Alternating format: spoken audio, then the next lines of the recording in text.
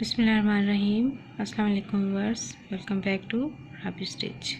व्यूअर्स, आज की वीडियो में हम जो है एक ट्राउज़र के पांचे का खूबसूरत सा डिज़ाइन बनाने जा रहे हैं और इसके लिए जो है हमें ये एक लेस चाहिए है। पांचे के ऊपर पेस्टिंग बुकरम को पेस्ट कर चुकी हूँ। ये इसकी बैक साइड है और ये इसकी फ्रंट साइड है। ठीक है, ये बस हमेशा की तरह हम एक खूबसूरत सा डिज़ाइन बनाने जा रहे हैं और वो भी एक आसान तरीके से।